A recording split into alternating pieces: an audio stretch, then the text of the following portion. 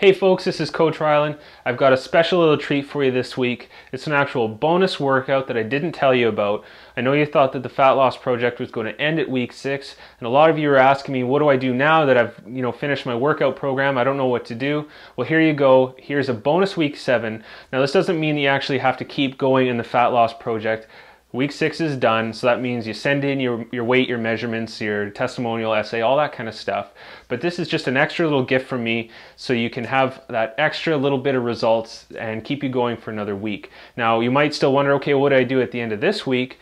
Well, that's where I'm going to give you another special offer, and what this is I'm going to give you a free month in my Workout of the Month system. And what that is basically every month I have this program where you can sign up and you get a new workout video delivered every single month, a new workout program, as well as weekly exercise instructions.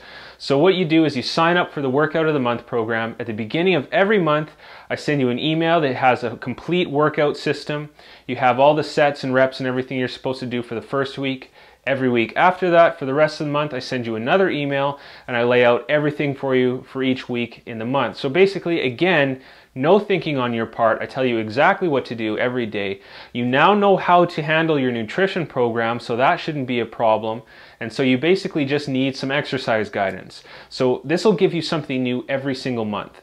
And the importance of changing your program every month cannot be understated. Now with the Fat Loss Project, we were changing every single week. And the reason for that is because we're trying to get maximum results in a very short amount of time. Now, you could continue doing that, but it starts to get very difficult. And you'll probably notice by now, week 6, week 7, you haven't mastered some of these exercises yet. For instance, the chin-ups and the toe tappers can continue to be very difficult for week 2, week 3, and even week 4. So with the Workout of the Month program, you actually don't change the exercises throughout the entire month. That gives you 4 weeks to master and perfect every exercise in the program.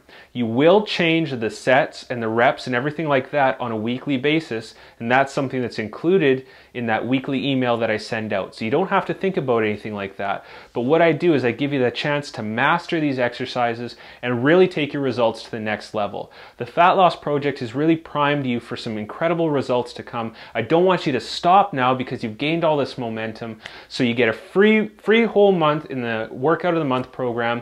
You can opt out of it after that. I'm not expecting you to continue on or pay for it or anything like that. You're more than welcome to if you want to, and I recommend that you do, but there's absolutely no obligation.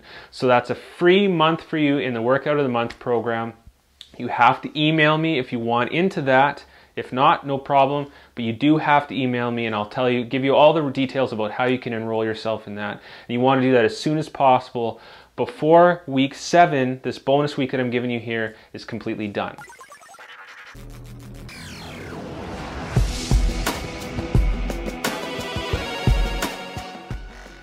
Here we have the chin-ups or chin downs if you can't do a full chin-up again, and adding in the sit-up. So do your sit-up, push yourself off the ground, grab the bar, pull yourself up. The difference this week is that you're actually using a palms down grip. So notice as I come up and grab the bar, my palms are facing down and I'm pulling myself up that way. This will activate more forearm work, makes your forearms work a little bit harder instead of focusing more on the biceps. So this changes up a little bit, but everything else in the movement is exactly the same. Your hands are just slightly wider than shoulder width, and you give yourself that assistance after you do the crunch, push yourself off, and then up and grab the bar again. Because the 3-point toe tappers are such a difficult exercise, we're keeping those in for 1 more week here. So the same thing as last time, put yourself on a ball, shins on the ball, and then I'm using my fist, but you can use your palms on the floor here, and then just tap side, middle, and other side, letting your hips rotate underneath so you can reach as far across to the other side as possible, and then alternate and go to the other side. Remember to complete all the reps on one side before moving to the next.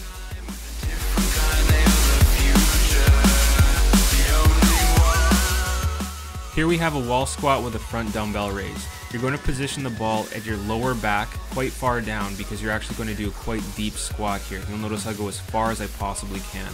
Now as I'm lowering myself down, I'm raising up a single dumbbell up to about my nose level. So get that up just above your shoulders and try and squat down as far as possible with this exercise.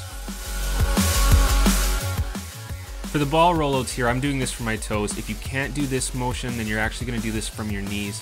But position your feet into a wall for support, put your elbows into a stability ball, flatten your back, and then roll the ball out to your elbows and then back to your wrists. You're going to go as far as you can here. You'll notice that the farther out you go, the harder this is. On the plank with dumbbell slide, you want to use a weight that's heavy enough that you actually can't lift it off the floor.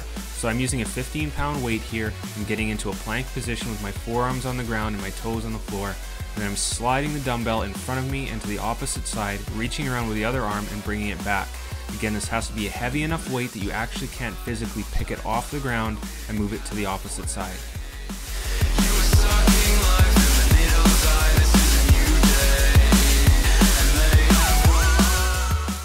For the Spider-Man, you get in almost a push-up position, but your feet are going to be quite a ways apart, and same with your hands. You then lift up your foot, bringing your knee up to touch the elbow. It's very important to actually hit your elbow with your knee. If you're not flexible enough, you might find this to be a struggle, so get as far as you can, but make sure your stance is nice and wide with your hands and your feet.